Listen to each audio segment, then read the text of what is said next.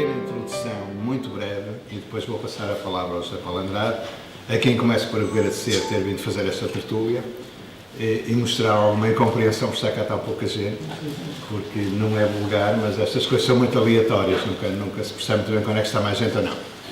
Quero agradecer, de qualquer maneira, começar por agradecer ao Executivo da Junta o cedermos fisicamente as condições para fazermos estas tertúlias. Em segundo lugar, e já agradeci ao José Paulo Andrade, penso eu, quero agradecer a vossa presença aqui, que é por vocês que estamos aqui, e portanto é de facto muito importante, e obrigado por terem trocado qualquer outro tipo de fim de tarde por estar connosco. Penso que não se vão arrepender. Eu vou só, muito brevemente, dizer que nós somos uma associação cultural que não tem subsídios, vive unicamente dos sócios, apesar das nossas atividades serem tendencialmente gratuitas. E, portanto, se convidarmos, os nossos objetivos são muito a divulgação e a investigação na área da fotografia, promover basicamente muito o associativismo entre os atores dos vários intervenientes no ciclo de vida da fotografia e, portanto, se algum de vocês está incluído neste grupo e se quiser juntar-se a nós, temos sempre prazer em que o faça. Pode fazê-lo através do nosso site ou preenchendo uma fichazinha que está aí na entrada, junto à parte agradável que são as comidas. Só para acabar esta parte, diria que nós fazemos estas tertúlias uma vez por mês. Por vezes há, por qualquer motivo, uma interrupção durante um mês. Por exemplo, no Natal não fizemos porque fizemos um jantar de Natal. Em janeiro, curiosamente, também fizemos a Assembleia Geral neste dia, portanto também não fizemos a tertúlia, portanto esta é a primeira de 2018. Assim, ao José Paulo Andrade, vamos ter, para o mês que vem, uma tertúlia sobre que se vai designar os restos do Império e que vai versar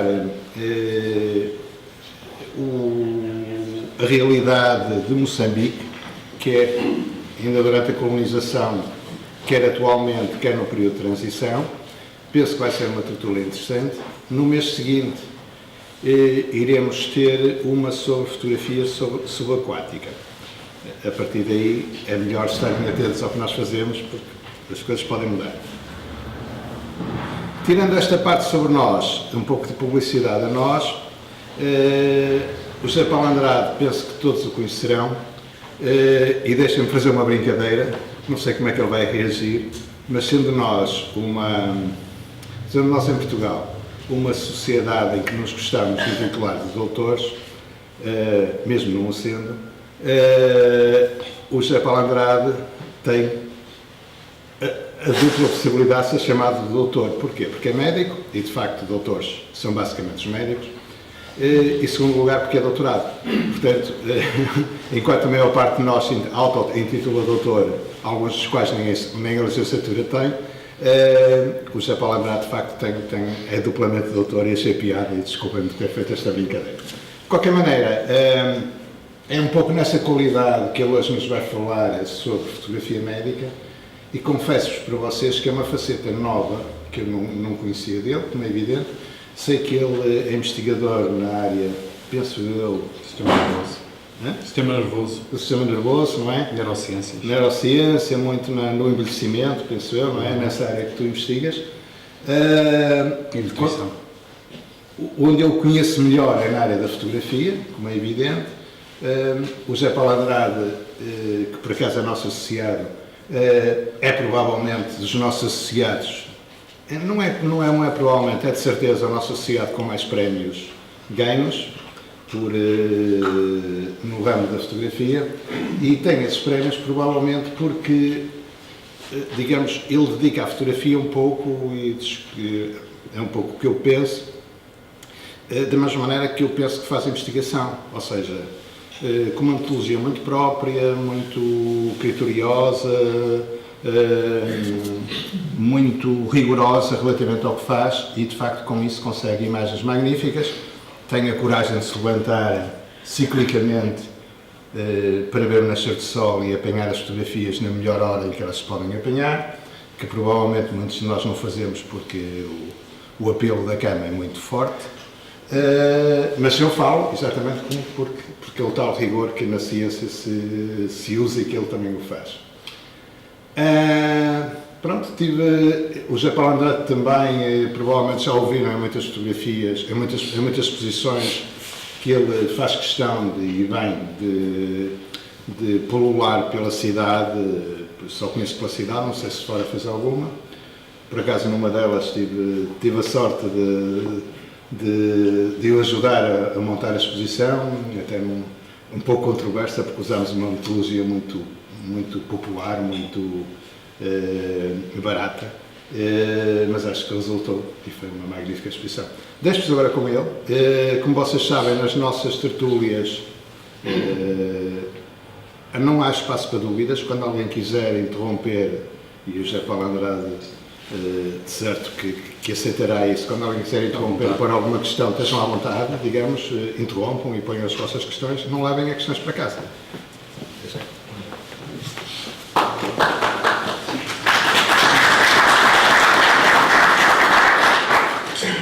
Muito obrigado pela introdução, pelas palavras, Laurinho.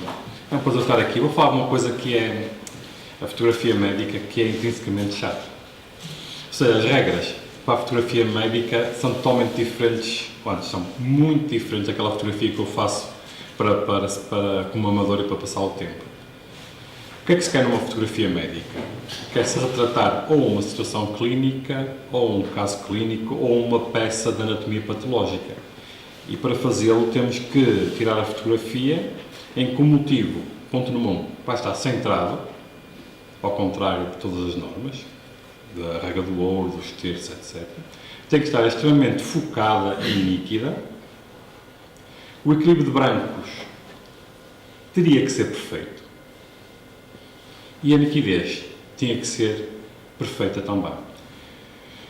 A fotografia médica em Portugal está entregue a toda a gente que tem uma máquina fotográfica no hospital, praticamente. Fora os da investigação científica em que têm máquinas integradas em microscópios. Em Portugal não há ninguém que se dedique à fotografia médica e estabeleça regras, o que é uma espécie de paradoxo enorme, porque toda a gente neste momento, quer nas clínicas, quer nos hospitais, tira fotografias. Só que essas fotografias, muitas delas não servirão para nada porque não servem, não seguem as regras básicas daquilo que é a fotografia médica e científica, como se pode ver noutros países. Os únicos países em que existe uma disciplina de fotografia médica e uma profissão de fotógrafo médico é os países anglo-saxónicos, nomeadamente o Reino Unido, os Estados Unidos, a Austrália e o Canadá. Praticamente esses países todos têm uma profissão específica, com cursos específicos de fotógrafos médicos que ocupam lugares no quadro dos hospitais. Nos restantes países europeus e na maior parte do mundo não existe o chamado fotógrafo médico. Ou seja, quem vai tirar as fotografias ou é o médico, ou é o enfermeiro, ou é o técnico. E daí que muitas vezes não se consiga standardizar e tirar fotografias que depois possam ser utilizadas no futuro. Outro problema que se coloca é a privacidade dos dados. Todos os médicos e todos os enfermeiros têm no seu bolso um smartphone e com ele tiram fotografias. O facto de tirar uma fotografia, mesmo pedindo ao doente, olha, por favor, pode dar-me licença de tirar uma fotografia, coisa que muita gente nem faz, também é um ato que potencialmente, do ponto de vista legal, é muito perigoso. Existe uma invasão de privacidade enorme ao tirar a fotografia, muitas vezes sem o conhecimento do doente, e também existe outro problema, que é o armazenamento dessas fotografias. Também ninguém faz uma sistematização do seu armazenamento. Mas já lá iremos mais à frente. Além da fotografia médica, temos a fotografia científica. E a fotografia científica está um bocado melhor, porque é para publicação em artigos científicos, e aquilo ali é um exemplo de uma dessas fotografias científicas. Deve estar a perguntar o que é que aquilo é, o que é que vos parece? Grosso. Hã? Grosso. Não, é um cérebro cortado ao meio. E aquela coisa que diz a LCC é o corpo caloso, que é uma espécie de comissura que vai unir os dois hemisférios cerebrais, e aquilo está muito dissecado. Fui para um artigo de uma revista científica que fazia parte de um artigo que publiquei. Tinha lá umas coisas interessantes ali pelo meio, com aquelas legendas todas. Para tirar uma fotografia destas é relativamente fácil, ou seja, isto aqui não tem problema nenhum. Mas já lembro. Hã? É preciso ter o sangue. É preciso ter. Sim, aí pode ser algum problema, mas os cérebros arranham-se. Então aqui os problemas básicos, a nitidez, a profundidade do campo, a exposição, o balanço de bancos e a proteção da doença são aquilo que é importante, pontos importantes da fotografia médica. O mais complicado destes elementos todos é o balanço dos brancos.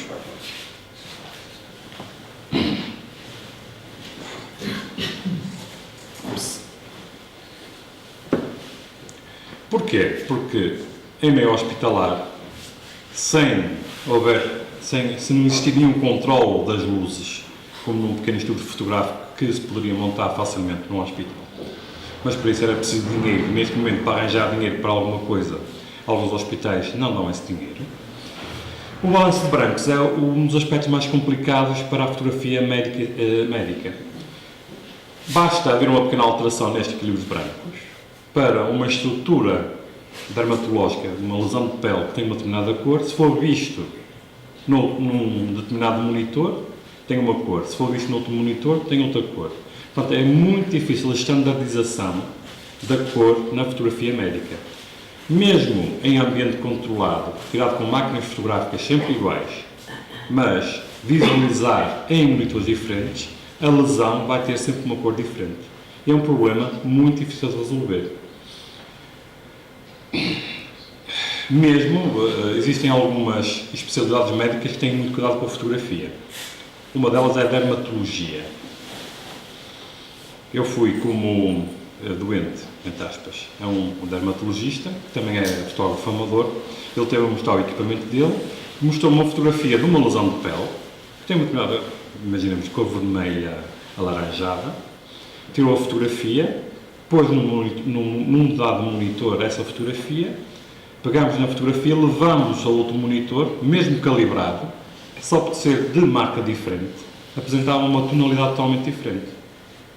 E ele diz que é impossível uniformizar a cor de uma determinada lesão nos vários monitores.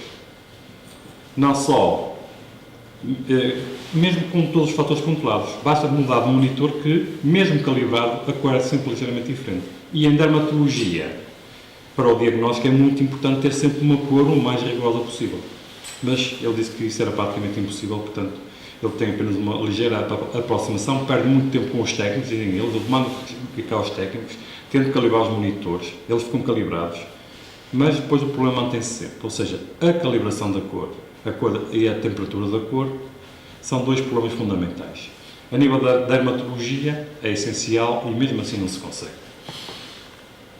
E isso deu origem, isto aqui, a este problema. Já toda a gente conhece esta ilusão, não é? Este aqui é o exemplo máximo de uma má fotografia tirada em ambiente não controlado. Umas pessoas veem castanho, dourado, outras pessoas veem não sei o quê. O que é que conseguem ver ali? É aquela cor daquela ilusão. Umas pessoas conseguem ver, acho que é azulado, não é? A maior parte. Hã? Não tem azul, para mim está castanho, dourado.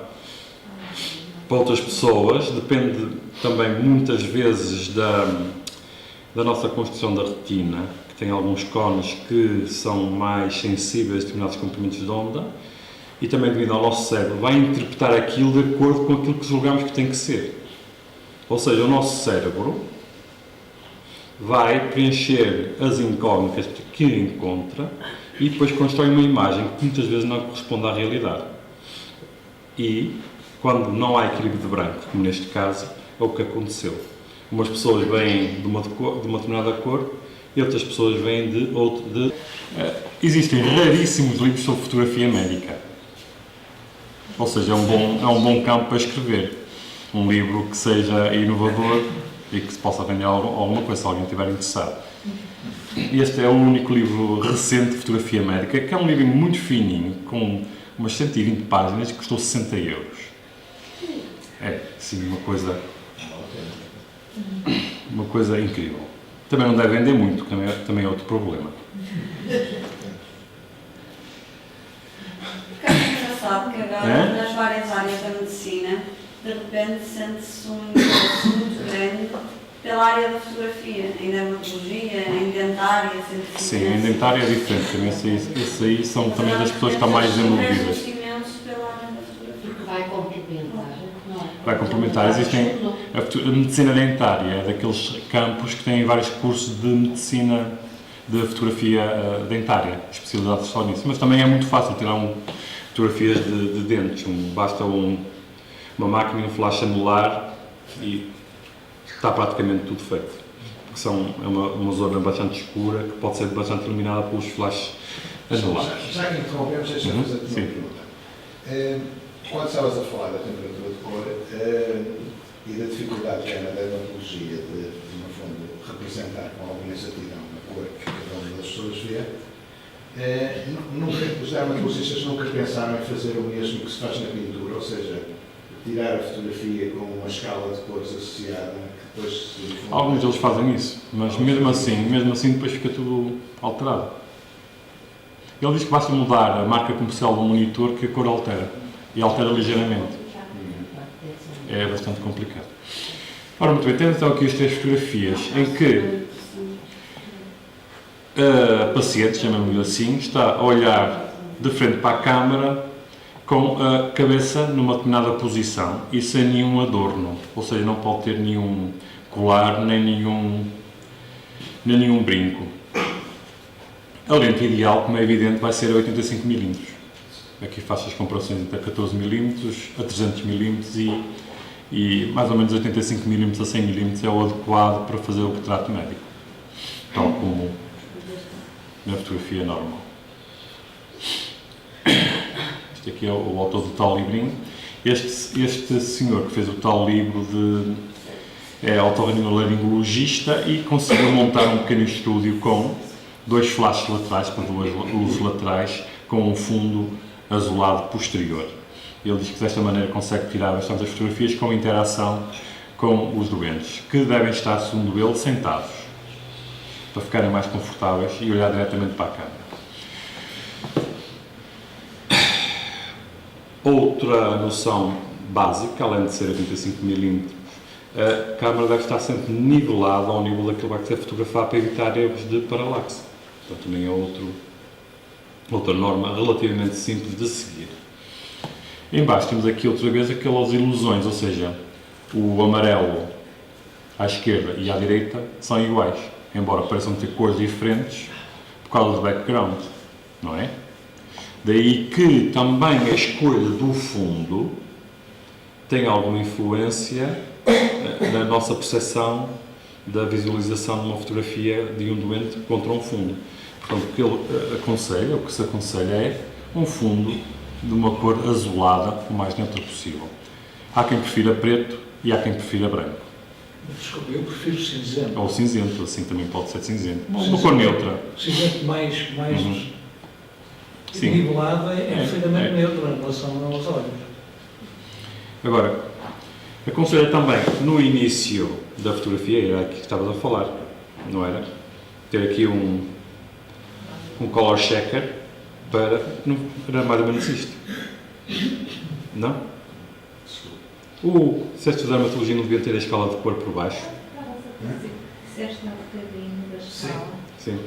Para ter aqui a escala de cor, que aqui consegue corrigir depois perfeitamente a cor, de acordo com o color checker, e também fazer um equilíbrio de branco perfeito ali com os cinzentos e com os brancos, depois corrigir facilmente no Lightroom ou no Photoshop.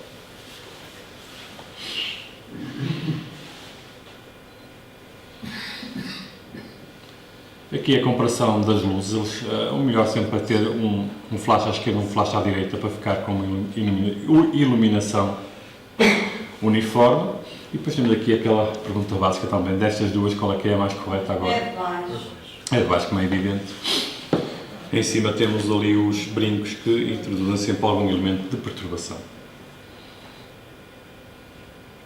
A expressão deve ser o mais neutra possível. Esta aqui é a fotografia subexposta e subexposta também é uma questão secundária. E passamos aqui a outra questão, que é a colocação da cabeça. Existem também normas na posição da cabeça. Ou seja, existe uma posição chamada posição anatómica, em que a pessoa tem que estar com... temos que imaginar a pessoa à nossa frente sempre da mesma maneira, para ser o mais uniforme possível.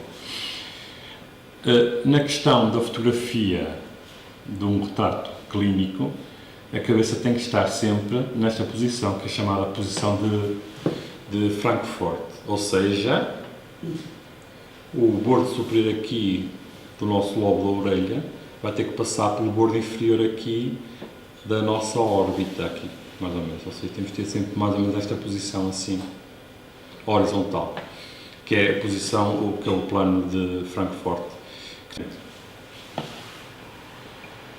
Deve-se tirar sempre uma fotografia com um cartão com o nome, para depois registar, e depois ao fazer a importação, neste caso aqui, ele faz a importação com o Lightroom para identificar depois o doente para ser facilmente pesquisado. Isto aqui são outros dois problemas que temos aqui. Aquele exemplo que vos falei das lesões dermatológicas. Aquelas duas imagens são feitas com duas máquinas diferentes. O vermelho de um é totalmente diferente do vermelho do outro. Em baixo também existe outra variação, também dependendo depois do tipo de máquina que vai fazer a leitura do ficheiro. A nível do fundo do olho, é o mesmo fundo do olho fotografado por 4 câmaras diferentes. Cada uma apresenta muito diferente, porque são 4 câmaras diferentes de fundo de 3 diferentes fabricantes. Ou seja, aquele cor de laranja típico que é o fundo da retina aparece sempre com cores diferentes. Já agora, entre parênteses, quando se tira a fotografia de flash direto, aparece o olho vermelho. Esse olho vermelho é que responde. Ao reflexo do fundo da retina. Ao reflexo do fundo da retina que tem esta cor laranja. Em que, por um efeito óptico, como o flash está direto, a luz entra diretamente pela pupila, reflete por trás e aparece depois na fotografia. Que é sempre aquela coisa que tem que se evitar, ou que se deve evitar o mais frequentemente possível com o flash, com os flashes com luz indireta, mas mesmo assim por vezes aparece. Ou então, como estamos com a pupila dilatada, as máquinas antigas e algumas ainda têm, que é o efeito do pré-flash, que faz o tchic-tchic, as luzes sucessivas para preparem uma construção da pupila, para evitar depois que apareça o fundo ocular bastante evidente através de uma pupila dilatada. Também deve variar então de máquina para máquina este cor de laranja. Lembrem-me disso a partir daqui.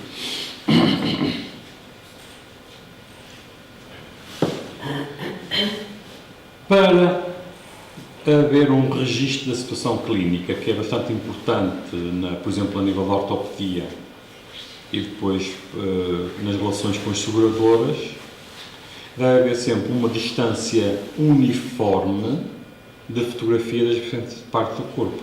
Então existe esta regra em que fotografamos a face, vamos fotografar uma área de 10, 15 cm, o abdômen, os seios e o antebraço deve-se fotografar a 45, 30 cm, a cara total a 24, a 36 cm e assim sucessivamente. Ou seja, a câmara vai se movendo para registar desde um close-up da face até apanhar o corpo todo. Isto é uma norma que pouca gente segue em Portugal para fotografias de registros para seguradoras. E que devia ser instituída para haver sempre uma fotografia igual, sempre à mesma distância. Porque vindo um indivíduo numa altura e vindo passado um mês, a fotografia devia ser feita pela mesma pessoa, com a mesma máquina, à mesma distância e nas mesmas condições. Coisa que geralmente não é feita assim a olhómetro.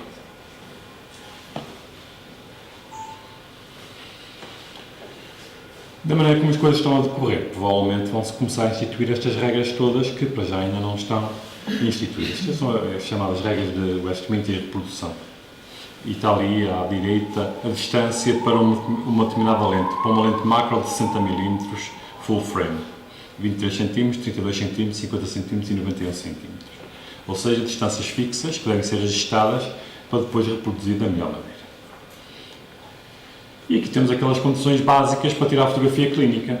O fundo adequado, remover todos os elementos que possam ser distrativos, usar luz controlada, sempre a mesma, da melhor maneira possível, evitar sombras e fazer o registro sempre das condições em que foi tirada e o ISO, a velocidade, isto já fica registado, mas de qualquer maneira convém sempre relembrar para refazer sempre da mesma maneira.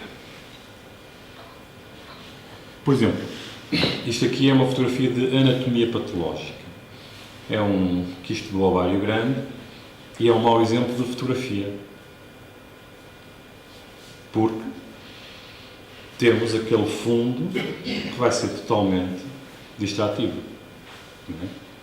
E temos aqui estes reflexos aqui anteriores que também são ligeiramente, que fazem uma ligeira aberração. Aqui está, aqui depois a dizer o que é que aconteceu. Reflexo das luzes fluorescentes é uma distraction, assim como as luzes posteriores também são distraction. É um ovário aumentado. Portanto, esta é a situação ideal para fazer fotografias de peças de anatomia, 45 graus, com uma máquina fixa. Este é outro exemplo de fotografia que também é um bocado de intestino delgado, penso eu. E aqui também temos os vários elementos que a classificam como sendo uma fotografia médica. Ou seja, os reflexos de luz no fundo azul, aquela régua está torta e suja. Portanto, isso aqui são coisas que devem ser evitadas totalmente. Aí está. O que diz ali. Este aqui desse mal. A lente estava suja, com uma impressão digital, e aparece ali uma parte totalmente. Na fotografia original vê-se bem, numa imagem projetada vê-se mal. Reparem que aqui o fundo preto até faz realçar bastante bem esta peça anatómica. Ups! Isto aqui ficou. Teve um ataque. Exato. Teve um ataque de avanço completo.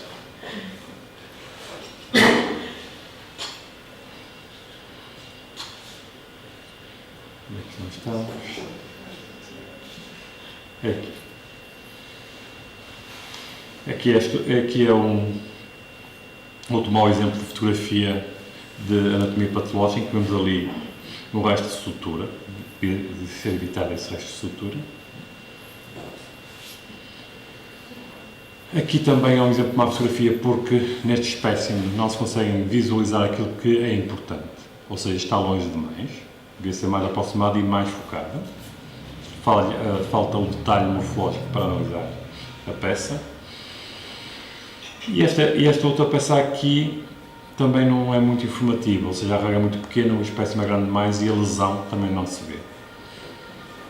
Isto aqui são várias maneiras de pôr. Aqui neste caso, a escala, que é a réguazinha, vai tapar um motivo, coisa que também não se deve fazer. Aqui é para mostrar a importância do background. Aqui é um background azul, neste caso serve bastante bem, enquanto que no sistema nervoso, isto aqui é um pedaço de cérebro, utiliza-se mais o vermelho. Estas peças são úmidas e utiliza-se muito o truque de molhar primeiro o tecido para evitar que a peça anatómica umedeça o tecido e ele próprio fique todo irregular. Primeiro umedece o tecido e depois põe-se lá o espécime anatómico. Tudo isto tem que ser descrito e documentado, ou seja, existe uma série de normas para legendar a fotografia que deve ser que deve conter o máximo de informação. Não vou falar sobre esse assunto, apenas dizer que tem que pôr os detalhes todos, como é que foi iluminado, quais são as características da peça e aquilo que se quer ver na peça e aquilo que se pretende demonstrar. E depois fazer uma legenda em que, da maneira mais sucinta possível, se dê essa informação. E aqui chega-se a outra questão, que é a manipulação da imagem após tirar a fotografia. Ou seja, o que é permitido, tendo uma imagem científica, queremos publicar essa imagem, a nossa tendência é para embelezar ao máximo a imagem. Enquanto que numa fotografia de paisagem ou urbana podemos fazer o que nós quisermos, certo? Mais ou menos. Aqui na fotografia científica estamos muito limitados. Ou seja, praticamente só devemos fazer um sharpening ligeiro e melhorar o contraste. Não se, pode fazer alguns cortes, mas não muito, mas não se pode modificar a imagem de tal maneira que não corresponda àquilo que se viu na realidade. Fazer mais do que isso é entrar no domínio da fraude científica. E é bastante fácil fazer fraude científica com imagens científicas. Ou seja, basicamente, as ferramentas do Photoshop que devem ser utilizadas são aquelas apenas que aumentam a objetividade.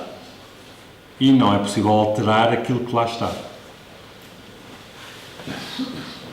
É mais ou menos o mesmo espírito ético que se utiliza na fotografia de jornalismo, em que não se pode remover nenhum elemento que esteja a incomodar, por exemplo.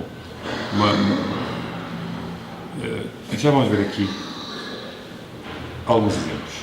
Isto aqui é uma fotografia, são fotografias científicas de umas coisas chamadas Western blots. São estas manchinhas aqui. Verifica-se. E uma das fraudes científicas que mais vezes se verifica é utilizar estas imagens, invertê-las e fazê-las como se fosse outro elemento totalmente diferente. Por aquilo que pareça, é grosseiro, mas há muita gente que faz isso e que falsifica resultados completamente com isso. Qual é o interesse disso? O interesse disso é que se publica. Nós somos forçados a publicar. E depois as revistas têm graus de impacto. E temos que publicar em revistas com alto grau de impacto, que assim é melhor. Dão-nos mais pontos. Então há sempre, na vida científica, somos sempre forçados cada vez mais a publicar mais. E cada vez mais em revistas com alto fator de impacto. Ou seja, há uma tendência muito grande para as pessoas falsificarem dados, a nível científico global. Na Europa e nos Estados Unidos, principalmente, e na China. Mas depois são apanhados em... Depois têm que fazer uma retração. Fazem retractions, fazem-se retrações. Que é muito chato. Dá cabo da vida científica de uma pessoa. Portanto, mas mesmo assim, há pessoas que utilizam, foi este senhor este Flores e este Prada, este de Sousa, utilizaram praticamente a mesma imagens do Western blots em numerosos artigos científicos. Repetindo apenas com copy-paste.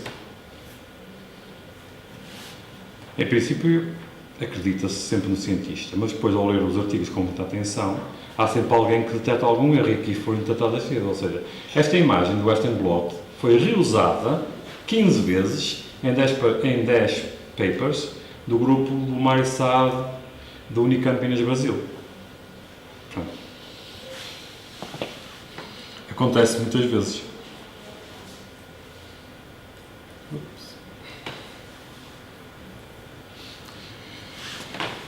Também aqui isto é o que eles chamam beautification, ou seja, uma tentativa de tornar a imagem bonita de tal maneira que pareça que foi tudo, por exemplo, tirado ao mesmo tempo quando não foi. Tentar uniformizar as coisas. Portanto, isso também não se deve poder fazer.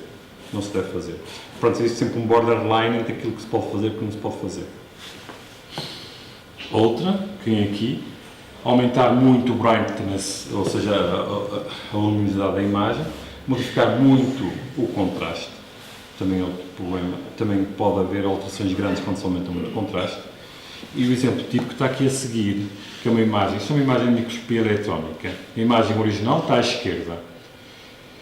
Os sinais positivos são aqueles pontinhos pretos. E então é muito fácil tornar esses pontinhos pretos muito mais pretos. O que significa que o sinal que se pretendia medir era muito mais intenso daquilo que é na realidade. Isto aqui é difícil de controlar. Ou seja, tem que se controlar, tem que se confiar sempre na integridade do cientista. Mas, por vezes, os cientistas, como são pessoas, não são honestas. Mas eles não têm medo de ser apanhados. Tem. Mas isto é um ciclo. Publicando, torna-se um cientista com muitas publicações. Se as publicações forem comparadas, têm que ser adquiridas nas mesmas condições, coisa que muitas vezes também não acontece. Se foi utilizado um software de descobrir os parâmetros e se foi utilizado um filtro de descobrir esses mesmos parâmetros, cloning ou copiar objetos para a mesma imagem é questionável, não deve ser feito. E evitar sempre o JPEG, ou utilizar sempre o título de preferência. E aqui é utilizar, não quer dizer que esta imagem tem uma implantação de 100 vezes, tem que se pôr sempre uma escala para ser o mais objetivo possível. Por exemplo, este é o exemplo típico de cura milagrosa. De uma lesão Com Photoshop. com Photoshop. Isto foi curada a pessoa instantaneamente e apresentada numa revista com um defeito cirúrgico que ficou curado imediatamente. Este aqui é o exemplo de... Hã? Mas foi a cirurgia, foi pós-cirurgia. Isto é pós-cirurgia. Ali também é pós-cirurgia. Ali está aceitável, aqui não está. Aqui está o exemplo de dermatologia com o equilíbrio de brancos, para tentar obter a luz uniforme. Por curiosidade, a primeira fotografia médica foi tirada em 1845 em França. Portanto, a primeira especialidade médica que utilizou a fotografia foi... Não foi esta. Não consegui encontrar. Foi um daguerreotipo em 1845. Depois tem aqui vários exemplos. Este aqui é um artigo de uma senhora brasileira em que depois põe a fazer as críticas à profundidade de campo.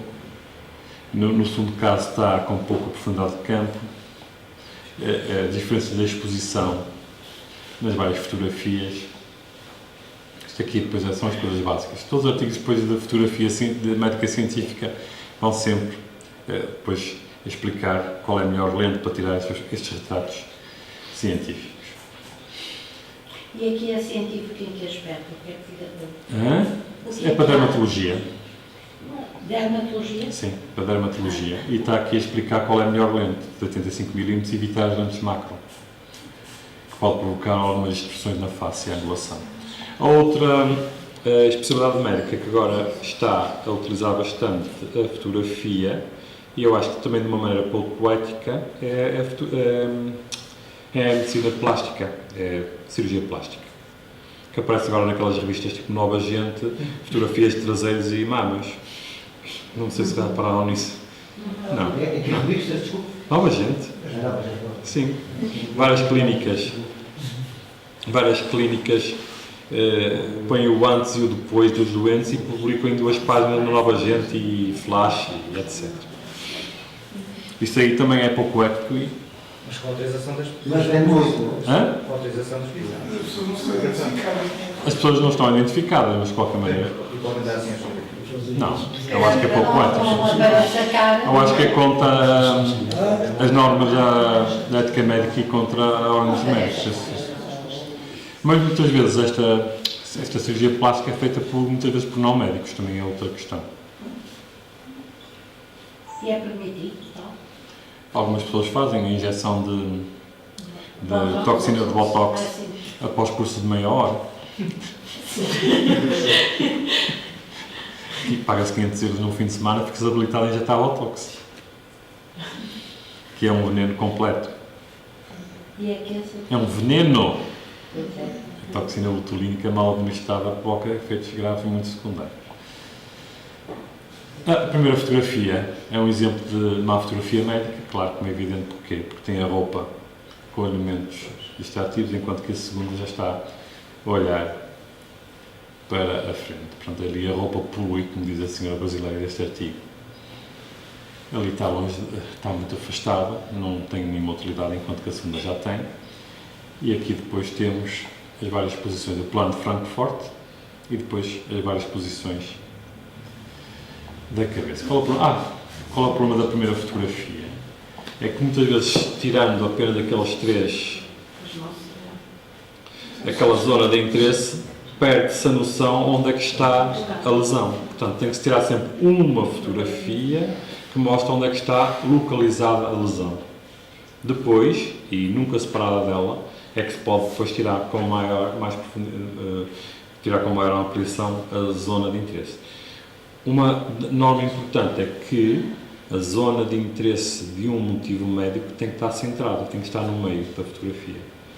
Ou seja, aqui não há os terços nem a regadouro, tem que estar no meio, ponto final, porque é isso que interessa ver. Esta é a regra do Anatomic Landmarks.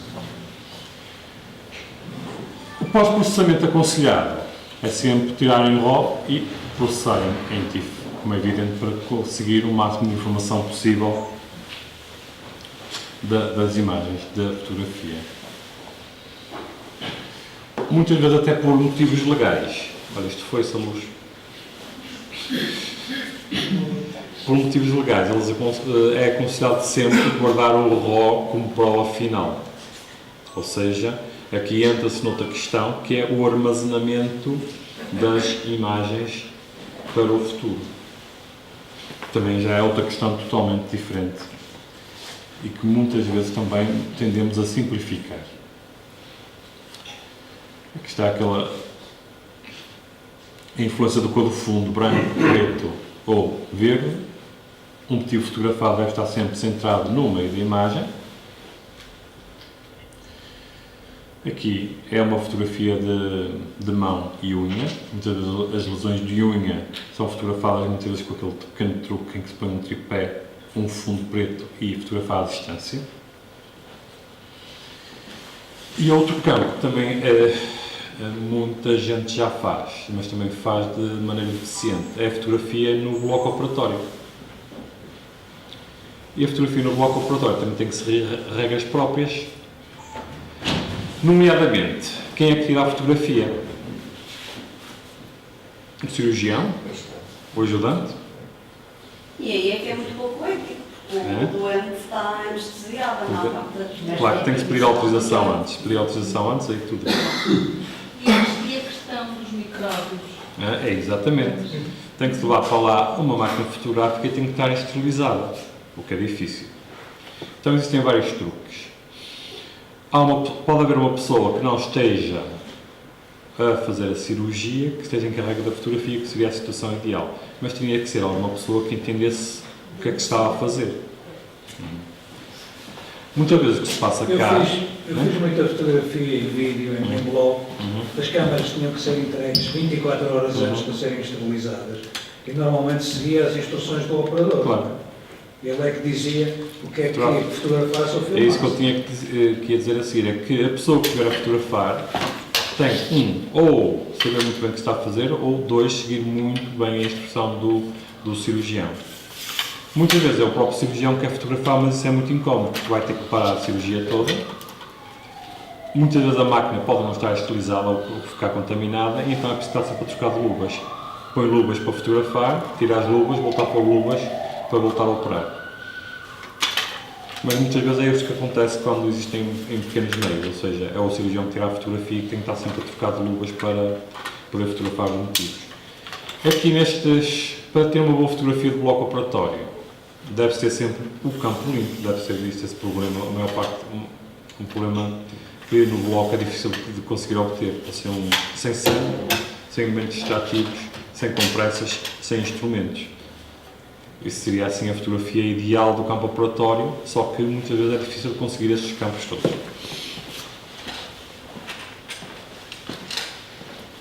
Mas isso é muito mau, porque depois o cirurgião pode estar, imagina que ele está a fazer uma cirurgia e depois quer publicar alguma coisa sobre aquele caso. E ele, de repente, por interesses pessoais, está mais preocupado com as fotografias do que com o que está a fazer. Não é? Sim, mas tem que ter cuidado. Eu acho que isso é um bocado... Nós que somos fotógrafos sabemos que às vezes... Não, mas o objetivo dele é tratar os vários passos. Fazer aquilo de forma conscienciosa. Mas eu às vezes quando estou a fotografar parece que a pessoa esquece tudo. Sim, mas ele tem um doente, ele tem anestesiado. Eu acho que isso ele não tira da cabeça dele. Com uns avisozinhos. E aqui depois é a doente que também não está preparada para tirar a fotografia, que tem colares, anéis, roupa, pronto, tem tudo para ser uma má fotografia médica. Portanto, isto aqui também é fotografias de mão, também é várias posições standard. Uma fotografia do bloco. A primeira é aquilo que não deve ser, com o fundo sujo e com as compressas sujas. E a segunda é aquilo que pode ser uma boa fotografia para demonstrar a lesão. Isto eram os truques que se utilizam para levar para o bloco os smartphones, ou seja, utilizar capas externas que são facilmente esterilizáveis para depois utilizar à vontade o telefone, que já agora começa a ter uma qualidade aceitável para tirar fotografias. E aqui ou esta outra sugestão que é utilizar aquelas caixas para mergulho subaquático, fazer a esterilização, mete-se depois lá a câmara e fica estéril. Também é outra ideia para utilizar a máquina fotográfica em meio de bloco operatório. Temos algumas soluções engraçadas que são facilmente esterilizáveis para depois serem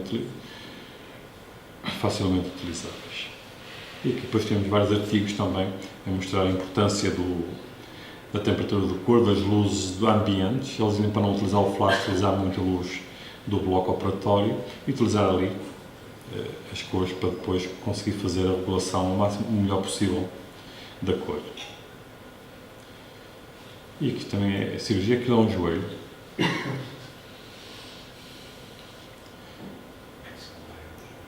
E aqui é também a fotografia da mão no bloco. Isto aqui é mais exemplos de fotografia isto é mais ou menos o que eu faço, a fotografia do cartaz, é uma fotografia de um crânio. Aqui temos o fundo adequado. Uma coisa que o Photoshop tem bom agora é que permite fazer o chamado focus stacking, ou seja, tira fotografias com várias profundidades de campo e depois no Photoshop une várias fotografias para ficar com a imagem perfeita do princípio ao fim, que é uma das grandes vantagens atuais do Photoshop. Quando se faz isso, deve-se depois indicar sempre na legenda da fotografia que se fez isso. Depois a influência do fundo, mais uma vez, na fotografia, que eles chamam aqui a fotografia de estabelecimento, ou seja, a primeira fotografia e depois uma fotografia de close-up para mostrar qual foi a zona que foi fotografada em quadrado.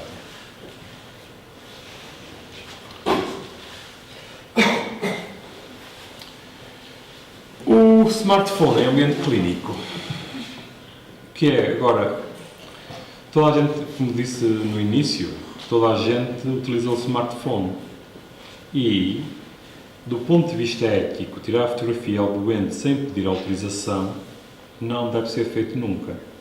Ou seja, deve ser feito não só pedir autorização, mas também pedir que se assine um papel de consentimento. Isso aqui é extremamente importante. Mas, no ambiente informal que existe muitas vezes nas consultas, a maior parte dos médicos, entre aspas, e enfermeiros, alguns, se esquecem de pedir autorização ao doente por escrito. Portanto, é essencial pedir sempre por escrito a autorização para tirar a fotografia e dizer que irá ser utilizada para fins médicos e científicos. Do ponto de vista teórico, as fotografias tiradas num hospital deveriam ser guardadas não no smartphone do médico ou enfermeiro, mas sim armazenada nos servidores do hospital. Portanto, teoricamente, qualquer fotografia feita a um doente deveria ser feita com máquinas do hospital. Só que isso aí, já sabemos que não há orçamento para isso. Portanto, toda a gente facilita e tira a fotografia no smartphone. O que acontece é que depois andamos todos por aí com fotografias dos doentes no nosso bolso.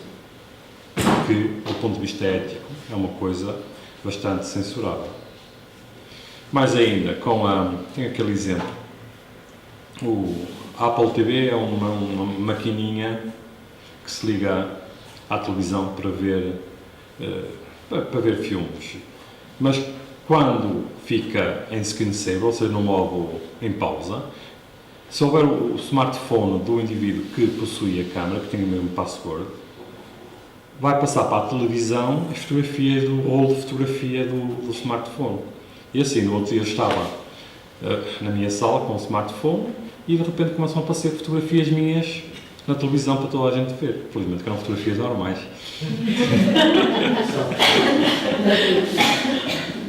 Pronto, quem tiver um Apple TV tem que ter cuidado com isso, para impedir que elas apareçam depois para toda a gente ver na sala. Hã? É. Esta questão dos smartphones é tão importante, em Portugal ninguém se interessa, como é evidente, por esta questão. Há problemas mais prementes, mas em vários países existem várias teses, isto é aqui, como aqui na Austrália, que fazem guias para estudantes, for medical students and doctors, para o que é que se deve fazer em ambiente hospitalar para tirar fotografias aos doentes. E tem estes. Está aqui.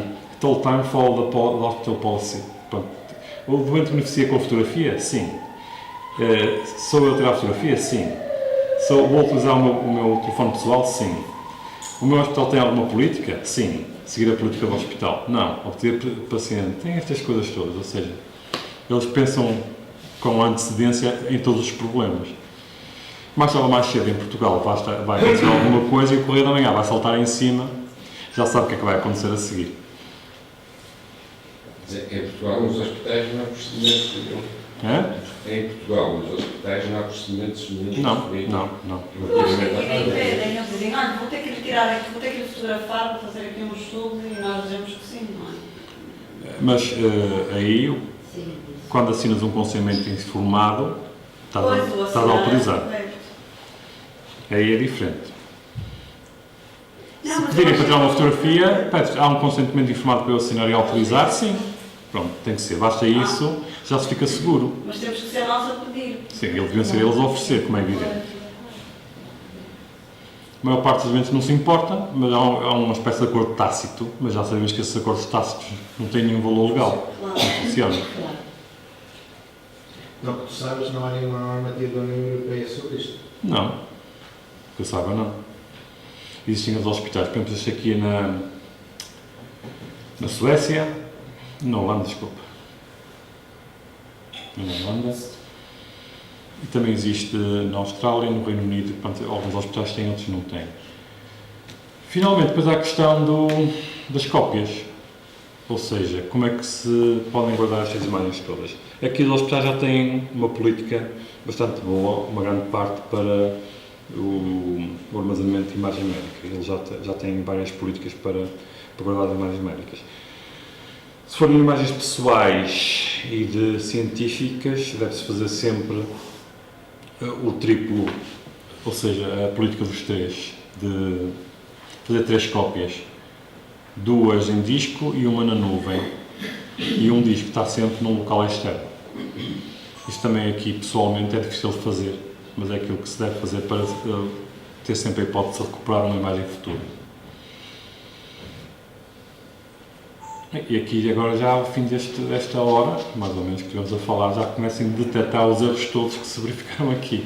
Na imagem A está desfocada, não é? A imagem B está bastante escuro.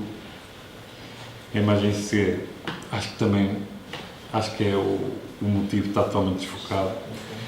Na imagem D, o motivo devia estar no centro da imagem e não está, devia estar centrado. No E, é uma crítica um bocado esquisita que devia ser a cor de estar preto e branco, mas eu acho que não seja uma grande crítica, enquanto que no F temos a régua torta, não coincidente com a peça anatómica. Além de que o fundo também não é mais adequado devido ao padrão que possui. É isto mais ou menos aquilo. Ou seja, com estas máquinas e com a facilidade de obtenção de imagens, é fácil obter as imagens. No entanto, fazer com que elas sejam úteis para o futuro, para o doente e para a investigação, torna-se cada vez mais difícil de conseguir. E é preciso que alguém pense nestes assuntos e que existam a nível hospitalar algumas políticas para evitar o uso e abuso das imagens que atualmente se faz. E pronto. Acabar aqui esta pequena comunicação. Que isto aqui é uma imagem, é sempre útil, porque ajuda sempre a ver quer a situação clínica do doente, quer a melhoria, quer, noutros casos, a degradação de uma situação. E pronto. Ficar assim tão caro. Hã? Ficar assim tão caro os hospitais dar informação aos estudantes e aos médicos. O problema é que não há dinheiro. Não imagina, mas não há dinheiro. Há dificuldade em computadores, quanto mais e mais quer estudar. Não. Já é muito Nada é caro, avançado mas são para- duas prioridades. Não é caro, mas há outras prioridades, é isso que eu ia dizer a seguir. Só que depois, para fazer isto, é preciso haver formadores, é preciso gerir, fazer uma gestão enorme, coisa que depois há de consumir sempre bastante algum dinheiro. A nível científico, está-se melhor, ou seja, existe algum dinheiro, consegue-se fazer bem a gestão das imagens e aí há o problema, é o problema grave da fraude, que é difícil de detectar. A nível clínico, neste momento existe um laissez-faire, neste momento. Ou seja, não existem nenhumas normas específicas, não há regras. Praticamente cada um faz o que quer. E mesmo a nível das várias especialidades vai variando. Há algumas que têm regras. A mais regrada neste momento é a dermatologia, por razões de diagnóstico, mas depois as outras é mais ou menos tipo, vai-se fazendo e vai-se utilizando as imagens, mas não há nenhumas regras específicas.